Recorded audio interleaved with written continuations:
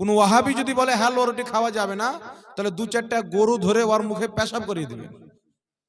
কারণ ওয়াহাবিদের ধর্মে গরুর পেশাব, ছাগলের পেশাব, মুরগির পেশাব এগুলো সব হচ্ছে পাক। ছাগলের লাদি, গরুর লাদ, তারপর আপনার মুরগির পাখানা, এগুলো ওয়াহাবিদের কিতাবে, ওয়াহাবিদের ধর্মে হালাল। ওয়াহাবিদের গুরু ওয়াহিদুজ্জামা হাদিয়াতুল মাহাদি কিতাবের মধ্যে লিখছে, যেইগুলো পশু পাখির মাংস হালাল, তার পেশাব পাখানাও হালাল। কথা বুঝতে পারছেন? তো ওকে বলবেন যে আমরা হালুয়া রুটি খাবো, তুই মুরগির গু খা, ওটাই তোদের কপালে আছে। কিন্তু হালুয়া রুটি কোথায় থেকে আসলো? হালুয়া রুটি আমার নবী খেতেন। হালুয়া নবীর পছন্দের খাবার, রুটি নবীর পছন্দের খাবার। ইবনে মাজাহ শরীফের মধ্যে একটি অধ্যায় আছে, অধ্যায়টির নাম হলো বাবুল হালুয়া, হালুয়া খাওয়ার পরিচ্ছেদ। সেই পরিচ্ছেদে হাদিস قالت عائشة صديقة رضي الله تعالى عنها كان النبي صلى الله عليه وسلم يحب الحلوى والعسل। মা আয়েশা বলেন, আল্লাহর নবী সব চাইতে বেশি হালুয়া খেতে ভালোবাসতেন। সুবহানাল্লাহ, সুবহানাল্লাহ। আর মধু খেতে ভালোবাসতেন। সুতরাং শাবে বারাতের একটি ফজিলতপূর্ণ রাত বা দিন মনে করে কোন ব্যক্তি মুমিন মুসলমান যদি হালুয়া রুটি করে, যে এই রাত্রিটি ফজিলতপূর্ণ রাত্রি, দিনটি ফজিলতপূর্ণ, এই রাত্রিতে আল্লাহ বান্দার গুনাহ ক্ষমা করে। সুতরাং আজকে যেই খাবারটা খাবো, নবীর ভালোবাসার খাবার, পছন্দনীয় খাবার হালুয়া রুটি খাবো, এটা শুধু জায়েজ নয়, বরং ভালো। কথা বুঝতে পারছেন? বরং ভালো। তবে কেউ যদি এটা মনে করে যে হালুয়া রুটি না করলে শাবে বারাত হয় না, তাহলে এটা হলো মূর্খাম। শাবে বারাতের জন্য হালুয়া রুটি নয়, হালুয়া রুটি হবে নবী মুস্তাফা পছন্দ করতেন তাই। কথা বুঝতে পেরেছেন? নবী ভালোবাসতেন, শাবে বারাতে হালুয়া রুটি করেন, ঈদের দিন হালুয়া রুটি করেন, রমজানে হালুয়া রুটি করেন, যে কোনো দিন নবী পাকের পছন্দের খাবার মনে করে হালুয়া রুটি খাবেন, আল্লাহ আপনাকে সওয়াব দান করবে। নবী যা খেয়েছেন তা খাওয়া সওয়াব, নবী যা ছেড়েছেন তা ছাড়া সওয়াব। এই দেখেন একটা কিতাব আছে, আমার বড় ভাই মুফতি আমজাদ হোসেন সিমনানি সাহেবের লেখা কিতাব। কিতাবটির নাম হচ্ছে হাদিস ও মুহাদ্দিসের দৃষ্টিতে শাবে বারাত পালন বৈধ কিনা। কিছু দাজ্জাল কানা মৌলবি বেরিয়েছে যে শাবে বারাতের রোজা কোনো হাদিসে নাই। এই সমস্ত দাজ্জাল কানার জবাব এই কিতাবের মধ্যে একটা নয়, দুটা নয়, একাধিক হাদিস, হাসান হাদিস, সহিহ হাদিস, মুরসাল হাদিস, জয়ীফ হাদিস, সব হাদিস দিয়ে শাবে বারাত প্রমাণ করা আছে। আর সবচাইতে কামাল হলো, যেই মুল্লা বলে শাবে বারাতের রোজা রাখলে জাহান্নামে যাবে, ওর বাপ দাদার কিতাবে লেখা আছে শাবে বারাতের রোজা রাখলে নেকির কাজ। কথা বুঝতে পারছেন? আব্বা লিখছে নেকির কাজ, আর বেটা বলছে জাহান্নামে যাবে।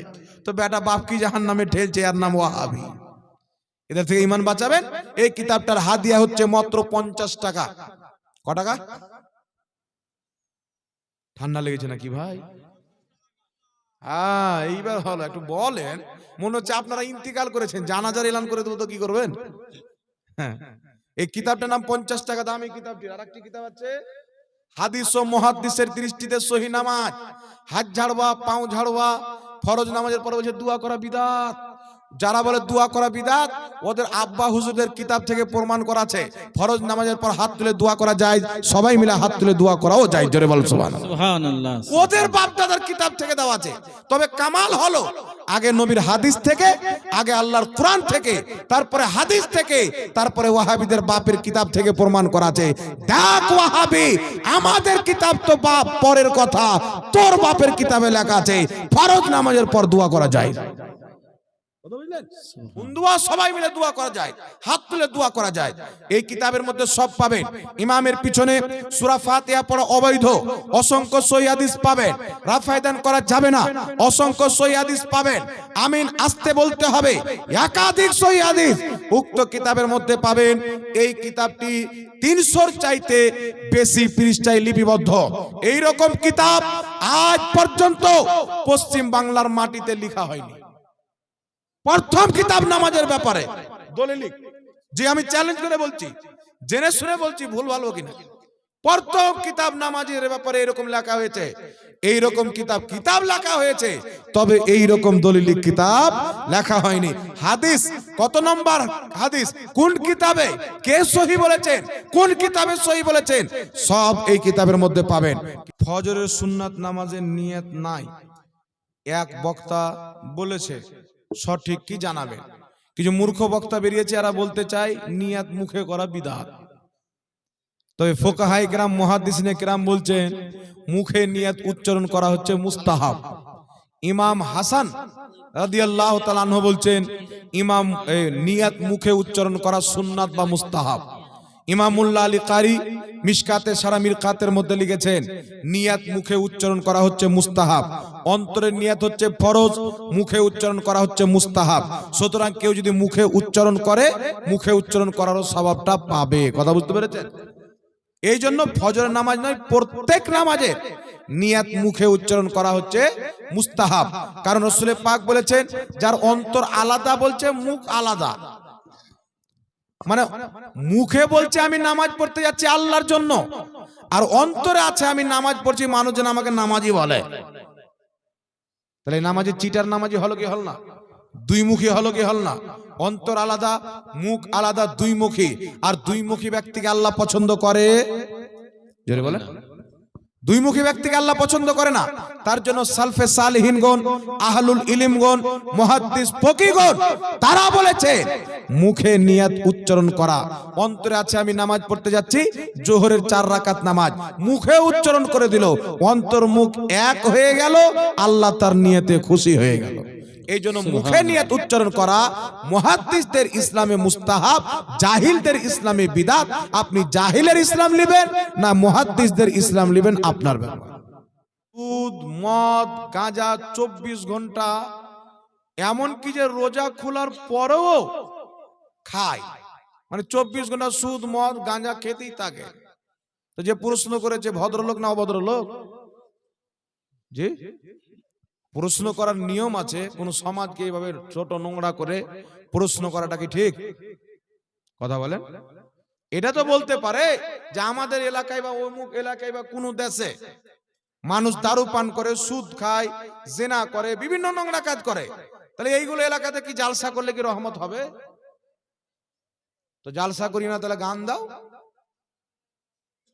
এখানে যে 6 ঘন্টা 7 ঘন্টা বসে আপনারা আল্লাহ আল্লাহ রসুলের জিকির গুণগান শুনলেন, এই 6-7 ঘন্টা গাঁজা থেকে বাঁচলেন, মদ থেকে বাঁচলেন, জুয়া থেকে বাঁচলেন, হারাম থেকে বাঁচলেন, নেকির কাজে লিপ্ত থাকলেন। উপকার হলো কি হলো না?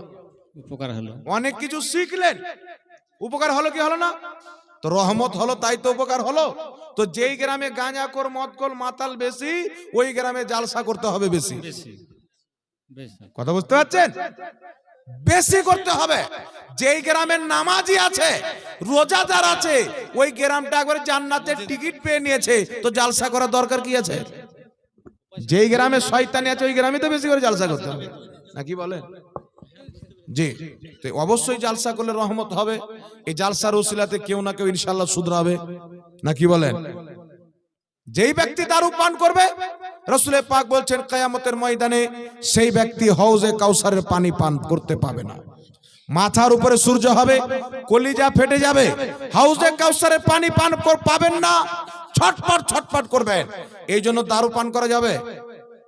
যেই ব্যক্তি দারু পান করে, ওর সামনে সুয়ারের পেশাব দিয়েন আর বলিয়েন যে পান করো, করবে? তো দারু তো সুয়ারের পেশাব চাইতো না পাক, তাহলে লজ্জা শরম নাই, কি করে তুমি পান করো?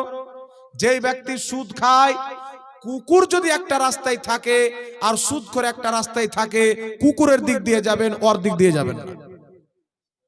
সুদ করে ডিহিতে পাও রাখবেন না। সুদ করে ডিহির বা তার বাড়ির বা ওই সুদ করে আপনার সন্তানদেরকে ছায়া পর্যন্ত নেংতে দিবেন না। কথা বুঝতে পারছেন? যেই ব্যক্তি সুদ খায় সে আল্লাহর দুশমন, আর যে আল্লাহর দুশমন ও মুসলমানের দুশমন, নাকি বলেন? আবু জেহেল আমাদের দুশমন না বন্ধু? দুশমন, কারণ আল্লাহ আল্লাহর নবীর দুশমন। তো যেই ব্যক্তি সুদ খায়, আল্লাহ আল্লাহ রাসূলের দুশমন, আমাদেরও দুশমন। কথা বুঝতে পেরেছেন? এই জন্য সুদখোরকে কোনই মতে আল্লাহ পাক মাফ করবে না। যারা খেয়েছেন তওবা করবেন, যাদের কাছে সুদের টাকা নিয়েছেন ঘুরিয়ে দিবেন, তবে আল্লাহ চাইলে ক্ষমা করতে পারে। আর এই সুদ খেয়ে যদি মরে যাও, তোমার যে কি অবস্থা হবে বেটা, তুমি চিন্তা করো। চিন্তা করো। আল্লাহ পাক হেদায়েত দান করুক, সকলে পড়ুন আল্লাহুম্মা আমিন। আল্লাহুম্মা আমিন। আরেকটি প্রশ্ন আছেন, আসসালামু আলাইকুম। ওয়ালাইকুম আসসালাম। গরু ছাগলের ভুঁড়ি খাওয়া শরীয়তে সম্মত কি? হুজুর জানাবেন। আচ্ছা বলেন তো বাবা, ভুঁড়ি নাকি গরুর ভুঁটি এদিকে লোক খায়? তওবা তওবা আস্তাগফিরুল্লাহ। এদিকে মুসলমান বসবাস করে না খ্রিস্টান? মুসলমান বসবাস করে। আমল হতে পারে নাকি বেধর্মীদের মতন আমল হতে পারে, যেমন নামাজকে ছেড়ে দেওয়া কাফিরদের মতো আমল আছে না নাই? শুনেন, ভুঁড়ি খাওয়া শরীয়তে মাকরুহে তাহরিমি, নাজায়েজ, কবিরা গুনাহ। কথা বুঝতে পারছেন? পেশাব, রাসূল পাক বলছেন পেশাবের থলি পান করা তোমাদের জন্য জায়েজ নাই, কারণ তার মধ্যে নোংরা থাকে। আর যেটা ভুঁটি থাকবে দেখবেন এই ভুঁটির মধ্যে ভালো জিনিস থাকে না নোংরা জিনিস থাকে? জোরে বলেন। ফুকাহায়ে কেরাম রাসূল পাক সাল্লাল্লাহু আলাইহি সাল্লামের হাদিসকে সামনে রেখে এটাই মত জানিয়েছে যে গরু ছাগলের ভুঁটি খাওয়া স্পষ্ট নাজায়েজ। তাহলে খাওয়া যাবে? এই জোরে বলেন, খাওয়া যাবে? এই জন্য খবরদার, ছাগলের হোক গরুর হোক ভুঁড়ি খাবেন না। পয়সা যদি না থাকে ভিক্ষা করবেন, তে মাংস কিনে খাবেন নাকি বলেন, কিন্তু ভুঁড়ি খেন। ইসলামে ভুঁড়ি খাওয়া জায়েজ নয়। वहा क्या जो दो करम है शहबत हा तेरा।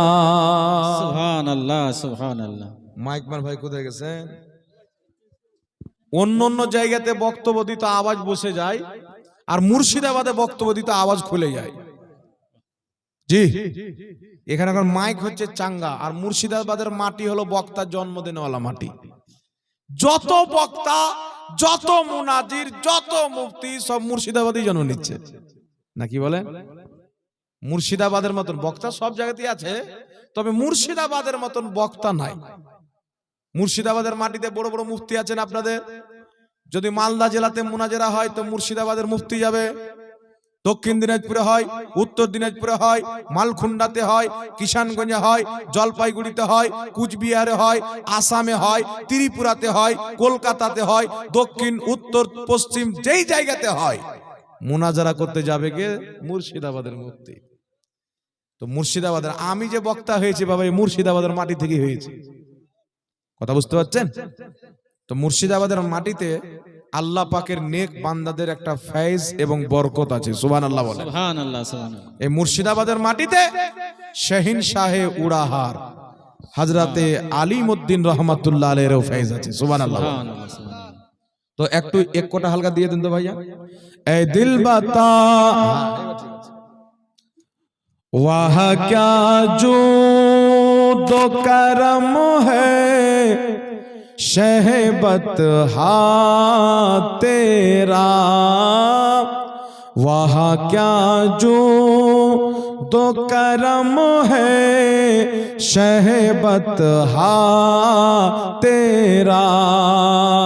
वह क्या जो दो करम है शहबत हा तेरा। नहीं सुनता ही नहीं मांगने वाला तेरा। नहीं सुनता ही नहीं मांगने वाला तेरा। वह क्या जो दो करम है। धारे चलते है अता के वो है कतरा तेरा। तारे खिलते है सखा के वो है जर्रा तेरा। वहाँ क्या जो दो करम है शहबतहा तेरा नहीं सुनता ही नहीं मांगने वाला तेरा। और फर्श वाले तेरी शौकत का ओलो क्या जाने। जोरे बोलो ना सुभान अल्लाह। सुभान अल्लाह। फर्श वाले तेरी शौकत का ओलो क्या जाने। फर्श वाले तेरी शौकत का ओलो क्या जाने। खुसरवा अर्श पे उड़ता है फरेरा तेरा। खुसरवा अर्श पे उड़ता है फरेरा तेरा नहीं सुनता ही नहीं मांगने वाला तेरा। जोरे बोलो सुभान अल्लाह। और तेरी सरकार में लाता है रजा उसे को शफी। तेरी सरकार में लाता है रजा उसे को शफी। तेरी सरकार में लाता है रजा उसे को शफी। जो मेरा गौस है अरे लाडला बेटा तेरा नहीं सुनता ही नहीं मांगने वाला तेरा नहीं सुनता ही नहीं। যাই হোক বিরাদ ইসলাম, আওয়াজ বসে আছে, হায়াত বাকি তো মোলাকাত বাকি।